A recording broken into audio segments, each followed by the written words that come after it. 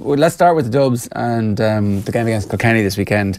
It's been an underwhelming start to the Parnell era, but I guess what they've done is they've reset the clock to zero and tried to. And when you look back on what he did with the football, it's not a million miles away from the same processes that they would have used. I think so. I think there was initial kind of, I don't know if it was a giddiness, but it was certainly a fascination over what Parnell would do with the hurlers. The fact that he was interested in managing the Dublin hurlers in the first place was quite an interesting thing. Yeah.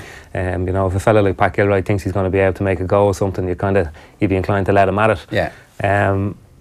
To hear, he hasn't been any, he's been very open about the fact that it's going to probably take time. And that's tough because he's kind of inheriting the two bad seasons that the team underwent under Ger and Eoin, so people are quite impatient that the thing moves forward.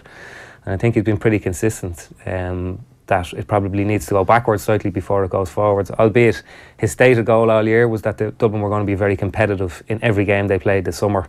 And if you're in Parnell Park on Sunday, regardless of the opposition, I think, regardless of the league results, regardless of who came into the squad, who didn't, who's left, who's been dropped, I think Dublin really need to target this game and be competitive on Sunday to make it look like this season is going somewhere. Yeah, that's the thing. It's clear signs of progress, which, at the end of the summer, if they've played well in 3 or 4 games, everybody goes, oh, that's fine. But if off the back of a league campaign where you have been experimenting, then suddenly each championship game becomes not quite do or die, but the whole season will be judged on these games. Yeah, I think it's a great opportunity, the new round robin system, for a team like Dublin, because you have a chance to play against a team like Kilkenny that you're not really fancy to beat, to figure out what works, what doesn't work for you, and you don't have a whole load of time to digest a bad result if it does go that way.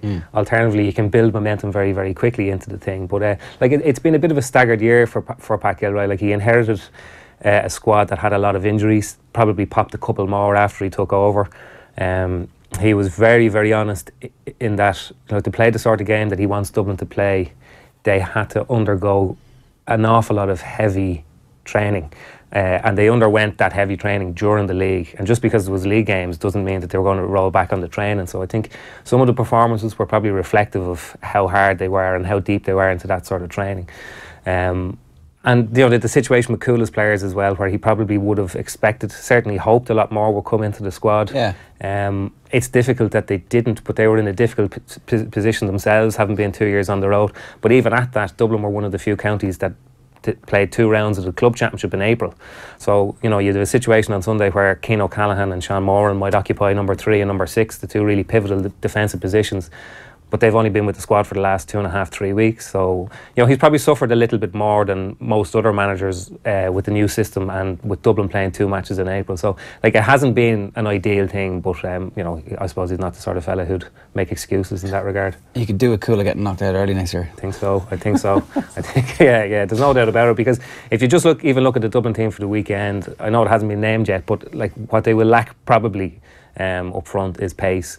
And you look at Mark Schutte and look at Colm Cronin, both of whom we really could have done with, and both of whom won't be there for, albeit different and valid reasons and all the rest of it. But there is a style of hurler that Dublin really crave at the moment, because Eamon Dillon has been injured for the last 6 months, I think, nearly. The Cian O'Sullivan, who came on the scene last year, who's struggling with injuries. The same with a fella called Cian Boland, who looked like he was going to, and probably will have a big inter-county career, but has been struggling with injuries. So, you could envisage a forward line starting on Sunday that has Conor Keaney in it, and maybe Ryan O'Dwyer or Liam Rush, Paul Ryan, David Tracy. It won't be the paciest forward line that was ever put together, but they'll certainly put the Kilkenny backs under pressure, and I think that's really the linchpin of the Parnell game plan. No more than it was with the footballers in 2010 when he started to kind of reinvent the wheel there. Yeah. What is that ideal game plan for Parnell? Is there a team in Ireland at the moment that are playing what Parnell wants to perfection almost? I don't know. It will be the very basic tenets of Kilkenny in their heyday as well. You wouldn't say manic physicality, because Dublin did struggle in the league with their discipline. Not in any bad way, but just giving away needless frees. And I was reading Christy O'Connor's piece recently about Patrick Horgan, and he kind of made the point now that free takers are so good that we we nearly gasp when a guy misses a free from 80, 90 yards now. So, like, you know, you have to be aggressive and physical without being silly either, because you're going to get punished all day long, particularly with TJ Reid on the opposition team. So, to that end, like, Dublin will try and bring an awful lot of physicality to the game. They'll try and turn Kilkenny over high up the park. They'll certainly try and put the Kilkenny backs under huge pressure when they're coming out with the ball, so they can't get very accurate and thoughtful deliveries into the forward line.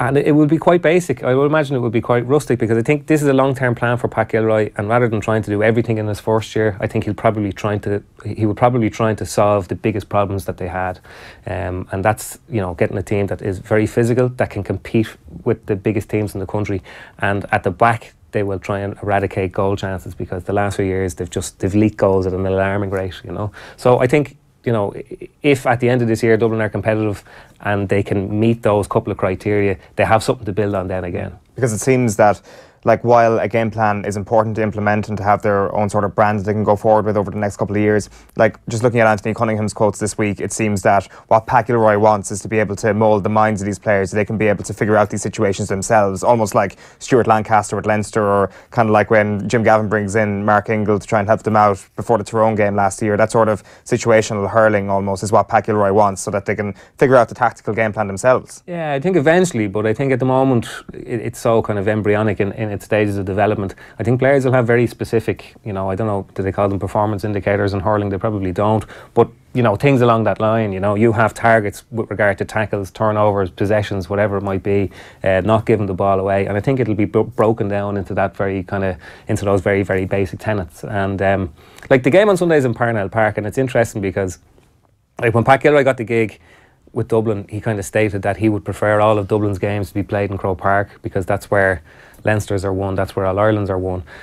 And in the big picture you can probably see that logic, but in the very, you know, if you narrow the focus a small bit in the context of this season, and in particular this game on Sunday, like, you know, Parnell Park is probably worth 3 or 4 points to Dublin, maybe even more, because their record in the two venues are completely diametrically opposed over the past few years. Like, they do like playing in Parnell Park. Opposition teams don't like playing in Parnell Park.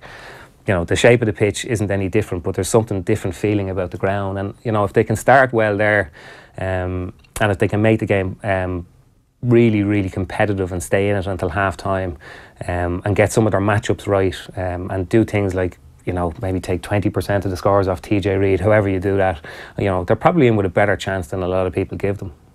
That's interesting, because there has been this hype train around Kilkenny winning the league, which it's taken as a matter of course that Brian Cody's done it again. It's another silk purse from Messiah's ear, and look, TJ's playing the greatest hurling of his career, but like, maybe it wasn't the most competitive league of all time when a bunch of teams were actually doing what Dublin were doing, and maybe this was one of those leagues. Yeah, there's a bunch of things that you can read it any way you want, and I don't think there's any doubt that the league is becoming will become over the next 3 years, while this championship structure is in place, a less accurate gauge of where the various teams are, because they all just have different priorities. Like, it was very obvious from early on that Waterford weren't going to win the league, that they had different priorities to everybody else. Yeah. It was obvious from early on, particularly after losing the first 2 games, that given the volume of new players that Brian Cody was bringing into the team, that they had to win games. Not that they had to win games, but that there was a currency on winning games that maybe wasn't there for other teams.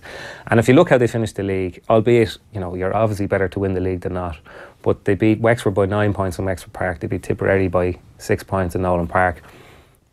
Not to doubt Brian Cody or Kilkenny, but if they repeat those results, and the emphatic nature of those results during the summer, well, then we've been sold a pup there. You know, they're going to walk the All-Ireland, but, you know, you got the distinct impression that they were probably in a different headspace to those teams at the time that they played them. Yeah, because there was a lot of talk about Tipperary needing some form of revenge and needing to make up for last year by winning the league, and you're kind of thinking, well, say Tip win the league and crash out of the championship because they've put an extra focus, or they've changed their plans to win this, then everybody's going to go, why the hell did you do that? Whereas actually, I suspect that at the end of last season, Tipperary sat down and decided we have a long-term plan, and that's making sure that we're right in the All-Ireland semi-final, because you have a feeling that they're definitely going to be coming out of this. I think Tip are the team in Munster that played the first 4 weeks of the Munster Championship, and I think they're one of the few counties in Munster as well that played a round of the club championship in football and hurling, which would have taken a few of their players for football and hurling as well. So, yeah, like there was definitely an element of... Now, I don't think managers as well as they tried to plan it, I think they'll look back on this season and see what mistakes they made in that regard. But like, there's no doubt that Kilkenny finished the league extremely well. Their performance in the final was brilliant, particularly given so many new players were in the team. You know, and that context, you know, you can definitely see a few of them lasting. Like the two wing backs, Owen Morrissey and Conor Delaney, were really, really good. James Maher and Richie Leahy as well. Albeit, you know, they probably would have came on the scene a couple of years ago only for bad injuries.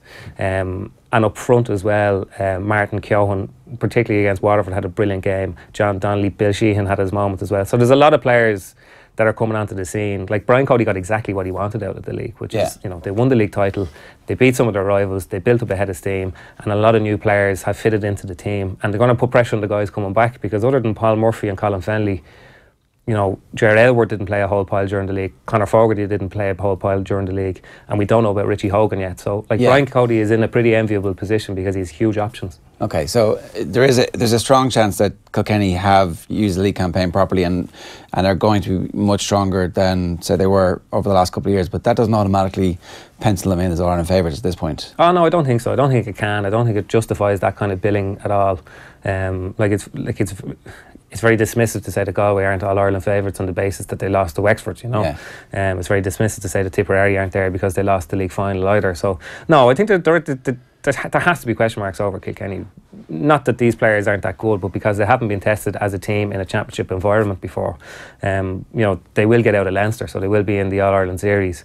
And I think they'll be a fair bit more competitive than they were last year. I think they'll probably challenge towards the All-Ireland, but we still don't know yet. Like, they're probably more reliant on TJ now than they have been on any other player, single player in the Brian Cody year. Like, if you look at when DJ Carey came on the scene, he already had Charlie Carter and John Power, and in his latter years, Shefflin and Martin Comerford were coming to the fore. And when Shefflin was the best forward in the country, he had Eddie Brennan and Martin Comerford, and in the last few years, he had TJ and Richie Hogan as well. And while I think TJ wears that responsibility very easily, I think there's no doubt that if you took him out of the team, the quality of that attack would be seriously diluted, and more so than if you had taken those other players out at any given stage in the past. It seems everybody's talking about this Kilkenny shift in tactics almost, and like when they were passing the ball back to the goalkeeper, I think on League Sunday there was almost an eruption of excitement in the studio because the goalkeeper had the sliotar in his hand after not just plucking it out.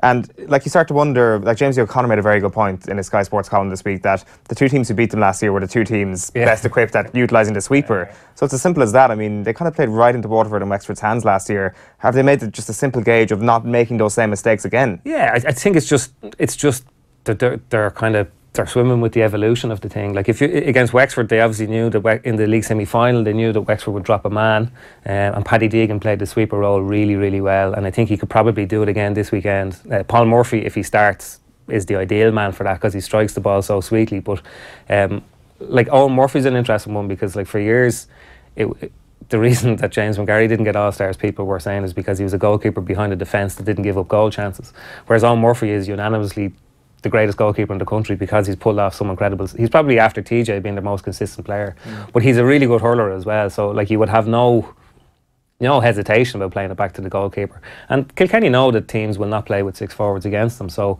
you know, a short ball to a Paddy Deegan or a Paul Murphy who can work it through the lines, I think, is endlessly better than hoofing it up the pitch. Albeit, if you were to hoof it up the pitch, if you have TJ Reid and Walter Walsh up there, you have a better chance of winning the ball that high up than anybody else. But no, like, I think Kilkenny are evolving through necessity as well, because they don't have a forward line of six forwards who can all win their own ball, which they did in their heyday. So I think it's probably needs must. In a weird way, the new format, I don't think it's quite filtered into the casual GAA fans' consciousness just yet, how big some of these games over the next couple of weeks are going to be, particularly in Munster. But it's also a bit of a fluke that both provinces have enough teams who are good at the moment. Well, we were just saying, like, because of the way that it works now, all you have to do to make the All-Ireland series in Leinster is be the third best team in Leinster. But it's never been harder to be the third best team in Leinster. Like, for years, if you had said the third best team in Leinster was getting into the All-Ireland series, you'd have said that's a very easy route back into it. And they were going to get hockeyed when they got there. They were going to get hockeyed when they got there. But I think Galway is All-Ireland champions. The rebuilding of Kilkenny, Wexford, just keep on improving. Like, they are the three teams I think most people expect to make the All-Ireland series from Leinster. It's tough on Munster because I don't have the stats, but if you go back in the era of the All-Ireland quarter-finals, I think more years than not they would have had 4 teams in All-Ireland quarter-finals. But it works well. Like, it's going to work well this way because, you know, Munster are suffering, but you know the reason provincial championships have survived in disguise is because people wanted to protect the Munster Championship. So, you know, they're going to have to suck it up, I'm afraid. Yeah. So at some point at the end of the 3 years, maybe they realise that we have 5 teams who are good every year. 2 of them get knocked out a little bit early. Maybe it would be better if we had 5 of the 6 teams, if we were actually 5 of the best 6 teams in the country. Maybe, but I don't know, will we be at a situation where, okay, Tipperary are probably second favourites for the All-Ireland, Cork are the Munster champions, Waterford were in the All-Ireland final last year, Limerick look like they're coming really, really strong. So, you know, hurling in general, I don't know whether there's a levelling off or a lot of teams have come up to a standard, but you know, we seem to be entering an era of very competitive games because a lot of teams, I think, from this vantage point, look to be at a very similar level. And are organised to be able to do it into the future, it seems. Just the success of underage hurling in Limerick would suggest, you would hope, that this isn't a short-term thing, that actually they've got their structures in place and that that's going to be something that they can maintain. So that would, you would hope, would mean that there are 4 good teams, and it's up then to Clare to make sure that the young lads coming up match the quality of the teams that they've had in recent years. So all 5 teams should be good for the next half decade. Yeah, and I think we're looking at it really, like, I know people are very sceptical about the new championship structures and all the rest of it, but you know we're sitting here and we could say that Galway, Kilkenny, Wexford look like they're going to get out of Leinster, and you know you can take your pick of 3 in Munster, but every provincial championship throws up, you know, a result that we're not expecting, and we're going into provincial championships that will have 11 matches as opposed to 4. So like, I don't think this will go as tightly to script as we're probably all expecting it.